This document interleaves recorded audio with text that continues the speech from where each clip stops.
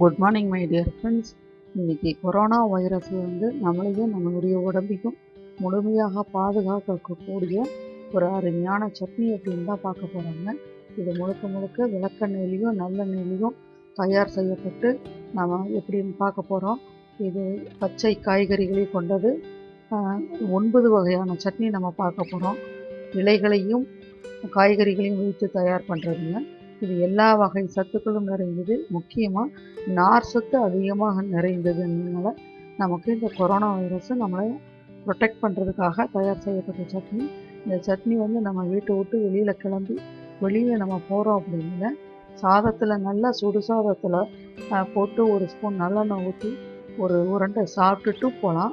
இல்லை வெறும் சட்னி கூட ஒரு ஸ்பூன் சாப்பிட்டுட்டு நீங்கள் வெளியில் கிளம்புறதுனால உங்களை எல்லா விதத்துலையும் ப்ரொடெக்ட் பண்ணக்கூடியது. இது நார் சத்து நிரம்பிய ஒரு சட்னி அப்படிங்கிறதுனால கரெக்டாக அந்த தொண்டையிலேயே உங்களுக்கு நின்றுட்டு உங்களுக்கு எந்த விதமான கிருமியும் உங்களை அண்டாமல் இருக்கிறதுக்கு உங்களை முழுமையாக பாதுகாக்கக்கூடியது. இதில் இன்க்ரீடியன்ஸாக இஞ்சி தான் அதிகமாக நம்ம யூஸ் பண்ணுறோம். அதனால் இந்த வீடியோ ரொம்ப யூஸ்ஃபுல்லாக இருக்கும் உங்களுக்கு இந்த கொரோனா டயத்தில். தயவுசெய்து ப்ளீஸ் ஸ்கிப் பண்ணாத கடைசி வரைக்கும் பாருங்கள். இது உங்களுக்கு ரொம்ப பயனுள்ளதாக இருக்கும். அதுக்கு முன்னாடி நம்ம சேனலை சப்ஸ்கிரைப் பண்ணாதவங்க ப்ளீஸ் சப்ஸ்கிரைப் பண்ணுங்கள். கடைசியாக நிறைய சப்ஸ்கிரைபர் வந்திருக்கிறாங்க. அவங்களுக்கெல்லாம் அநேக கோடி நன்றிகள். புது ஃப்ரெண்ட்ஸு புது சிஸ்டர்ஸ் யாராவது பார்த்துட்டு இருந்தீங்கனாலும் ப்ளீஸ் எங்கள் சேனலை சப்ஸ்கிரைப் பண்ணுங்கள். உங்களுடைய ஆதரவு எங்களுக்கு அவசியம் தேவைங்க. உங்களுக்கும் மிகவும் அற்புதமான ஹெல்த்தி டிப்ஸும் உங்களுக்கு எடுத்து வருங்க. அதனால் ப்ளீஸ் சப்ஸ்கிரைப் பண்ணுங்கள். கூடவே அந்த பெல் பட்டனையும் கொஞ்சம் கிளிக் பண்ணிவிடுங்க. தேங்க்யூ. வாங்க வீடியோக்குள்ளார போகலாம். இதற்கு தேவையான பொருட்கள் இஞ்சி, பெரிய நெல்லிக்காய், பீர்க்கங்காய் தோல், வாழைக்காய் தோல், சுரக்காய் தோல், கோவக்காய். இதெல்லாம் எல்லாமே தோல் தான் எடுத்துருக்குறோங்க. கோவக்காய் மட்டும் முழுசாக எடுத்துக்கலாம். ஏன்னா அது சின்னதாக இருக்கிறதுனால தோல் மட்டும் தனியாக எடுக்க முடியாதுங்க. இதில் இஞ்சி தான் முக்கியமான இன்க்ரீடியன்ட்ஸ். எல்லாமே பொடியாக கட் பண்ணிக்கோங்க. இஞ்சியும் பெரிய நெல்லிக்காயை மட்டும் கேரட் துருவுறதுலாம் நல்லா துருவி எடுத்துக்கோங்க. மீதி எல்லாம் தோலை சீவிக்கிட்டு பொடியாக கட் பண்ணி எடுத்து வச்சுக்கோங்க. இதுதான் நமக்கு இப்போ தேவையான பொருட்கள். அடுத்து இலைகளில் என்னென்ன தேவைன்னா வல்லார இலை, தூதுவளை இலை, கற்பூரவள்ளி இலை, வெற்றிலை, பிரண்டை. இந்த 5 வகையான இலைகள் இது எல்லாமே எங்கள் தோட்டத்தில் வந்ததுங்க. அது இப்போ ஒவ்வொரு இலையும் தனித்தனியாக வச்சுருக்கிறேன். இப்போ இந்த இலையும் நம்ம இதுக்கு யூஸ் பண்ணிக்கிறது தான். ஒவ்வொரு நாளும் ஒவ்வொரு வகையான இலைகளை வச்சு நம்ம சட்னி பண்ணலாம். இதுக்கு முன்னாடி பார்த்தது காய்கறிகள், இது இலைகள். இப்போ அடுத்தது சின்ன வெங்காயம் 1 கப்பு சின்ன வெங்காயத்தை நறுக்கி வச்சுக்கோங்க. பொடியாக புதினா கொஞ்சம், கருவேப்பிலை கொஞ்சம், கொத்தமல்லி கொஞ்சம், சீரகம் 2 ஸ்பூன், தக்காளி 2, மிளகு 1 ஸ்பூன், வரமிளகாய் காரத்திற்கு ஏற்ப 5 அல்லது 7 உங்களுக்கு எவ்வளோ தேவையோ நீங்கள் எடுத்து வச்சுக்கலாங்க. ஒரு வானொலி அடுப்பில் வச்சுக்கோங்க. ஒரு 2 ஸ்பூன் விளக்கெண்ணெய் விட்டுக்குங்க. அதுக்கப்புறம் 2 ஸ்பூன் நல்லெண்ணெய் விட்டுக்குங்க. எண்ணெய் கொஞ்சம் காஞ்சதையும் எடுத்ததையும் இஞ்சி தான் போடணுங்க. இஞ்சி நல்லா துருவி வச்சுருக்கிற இஞ்சி போடணும். இஞ்சி ரொம்ப காட்டு அதிகமாக இருக்கிறதுனால முன்னாடி போட்டுருணுங்க. தாளிக்கிறதுக்கு போட்டுட்டு போடக்கூடாது. இஞ்சி போட்டு நல்லா வதக்கிடணும் எண்ணெயில். அப்போ தான் குழந்தைங்கள்லாம் சாப்பிட்றதுக்கு அந்த காட்டம் குறைவாக இருக்கும். இந்த விளக்கெண்ணெயில் இஞ்சி வதங்கிறது தான் இந்த சட்னியுடைய ஒரு பெரிய ஸ்பெஷலே. இஞ்சி நல்லா வதங்கினதுக்கப்புறம் மிளகு போடுங்க. அதுக்கப்புறம் சீரகம் போடுங்க. இது 2 நல்லா வதங்கினதுக்கப்புறம் பூண்டு எடுத்து வச்சுருக்கிற ஒரு 6 பல் பூண்டு போட்டுக்கோங்க. பூண்டு ஒரு தடவை பரட்டினதுக்கப்புறம் எடுத்து வச்சுருக்கிற வரமிளகாய் போட்டு அதையும் ஒரு தடவை பரட்டிக்கிங்க. அடுத்தது நறுக்கி வச்சுருக்கிறோம் இல்லைங்களா சின்ன வெங்காயம், 1 கப் சின்ன வெங்காயம், அதை போட்டு நல்லா கோல்டன் ப்ரௌன் வர்ற மாதிரி பரட்டிக்கிங்க. இதில் வெங்காயம் நல்லா பாதி வதங்கி வந்ததையும் உங்களுக்கு தெரியும். உங்களுக்கு வெங்காயம் பாதி வதங்கினதையுமே நீங்கள் அந்த நெல்லிக்காயை போடணும். அதுக்கு முன்னாடி கருவேப்பிலை, புதினா, கொத்தமல்லி 3ஐயும் போட்டு ஒரு தடவை ஒரு பரட்டிக்கிங்க. பரட்டினதையுமே உங்களுக்கு அந்த வாசமே ரொம்ப அருமையாக இருக்கும். சாப்பிட்ற சுவை உங்களுக்கு இப்போ வதக்கும் போதே உங்களுக்கு தெரிஞ்சிடும். இதை நல்லா பரட்டிக்கிட்டு அடுத்து அந்த நெல்லிக்காயை நம்ம துருவி வச்சுருக்கிற நெல்லிக்காயை போட்டு ஒரு நிமிஷம் நல்லா பரட்டணும். இது வெங்காயத்தோடு சேர்த்து மிக்ஸ் ஆகி பரட்டி வரும்போது அதோடைய அரோமா ரொம்ப அருமையாக இருக்கும் உங்களுக்கு சொல்லு. இதை நீங்கள் ஒரு இடம் செஞ்சு பார்த்தீங்கன்னா அதோடைய சுவை எப்படின்னு தெரியும். இது எல்லாம் நல்லா வதங்கினதுக்கப்புறம் தான் தக்காளி போடணும். நெல்லிக்காய் வதங்குறதுக்கு முன்னாடி தக்காளி போடக்கூடாதுங்க. இது மொத்தமும் நல்லா போட்டு இப்போ தக்காளி வதங்கிருச்சு அப்படின்னாலே முடிஞ்சது. லேட்டாகுது தக்காளி வதங்குறதுக்குன்னா கொஞ்சம் மூடி வச்சுக்கலாம். இல்லை சீக்கிரமே வதங்கிருச்சுன்னா நீங்கள் வதக்கிட்டு எடுத்து இறக்கி வச்சிடலாங்க. இப்போ வதக்க வேண்டிய மொத்த பொருட்கள் இதுதான். நம்ம மொத்த சட்னிக்கு செய்ய வேண்டியது. இனிமேல் ஒவ்வொரு சட்னிக்கு என்னென்ன வேணுன்றதை நம்ம பார்க்க போகிறோங்க.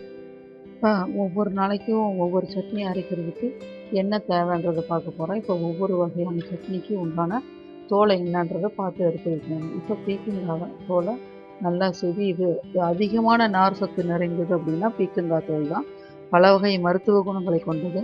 இது நல்லா அந்த எடுத்து வச்சதை இருக்கிற எண்ணெயிலேயே போட்டு நல்லா வதக்கிக்கலாம். பத்துலைன்னா ஒரு ஸ்பூன் நல்லெண்ணெய் விட்டுக்கலாம். வெங்காயம் வதக்கும் போது மட்டும் விளக்கெண்ணெய் விட்டால் போதுங்க. இதுக்கு ஒரு ஸ்பூன் நல்லெண்ணெய் விட்டு நல்லா வதக்கி இந்த பீக்கங்காத்தோடு தனியாக எடுத்து வச்சுக்க வேண்டியதாங்க. அடுத்தது சுரக்காத்தோல் அதே எண்ணெய் இருந்துச்சுன்னா அந்த எண்ணெயிலேயே போட்டு நல்லா வதக்கி எடுத்து வச்சிருக்க வேண்டியதாங்க. அடுத்தது வாழைக்காய் தோலை போட்டு அதே எண்ணெயில் போட்டு நல்லா கொஞ்சம் இடமா வர்ற மாதிரி வதக்கி வாழைக்காய் தோலை தனியாக எடுத்து வச்சுக்க வேண்டியதாங்க.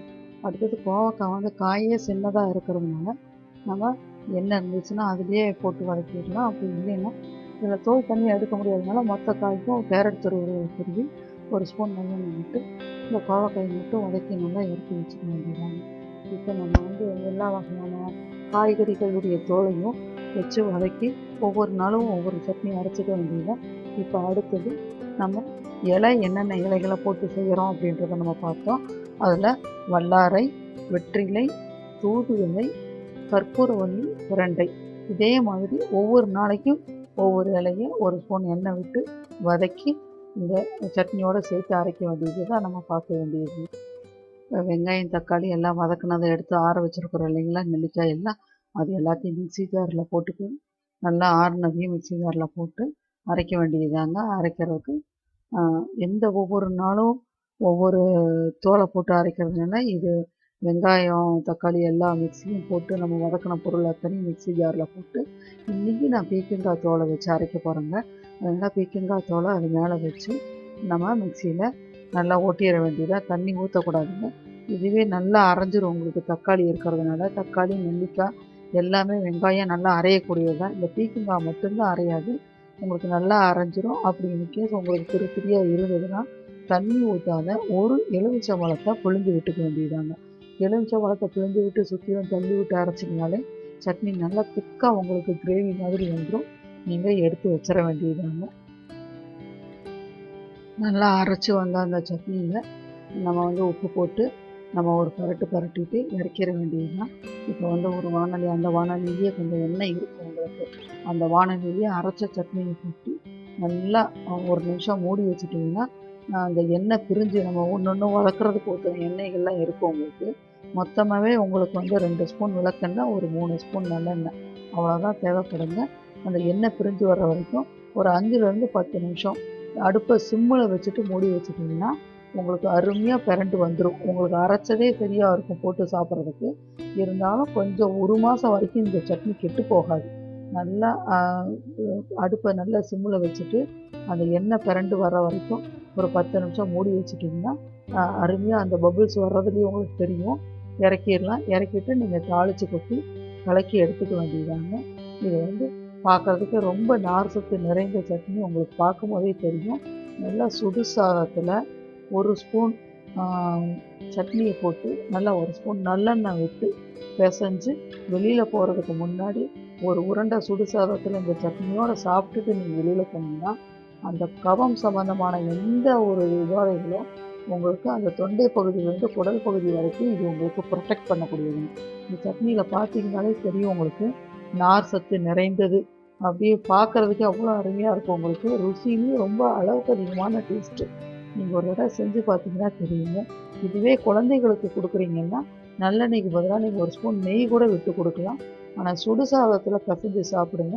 அதுதான் 100% வேல்யூ.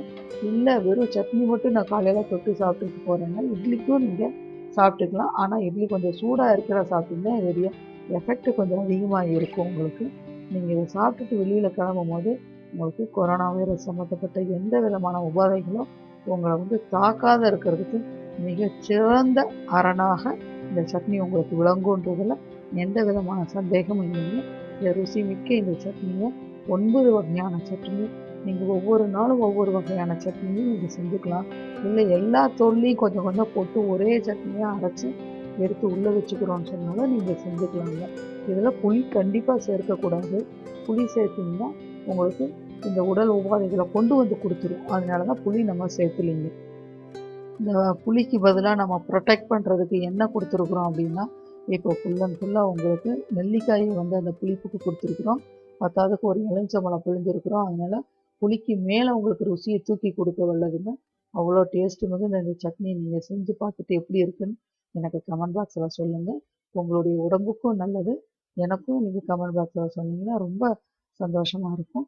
எனக்கு இந்த சேனலை சப்ஸ்கிரைப் பண்ண பழைய நண்பர்களுக்கு கோடான கோடி நன்றிகள். புதிய நண்பர்களுக்கு வணக்கம் கலந்த நன்றிகள். தேங்க்யூ.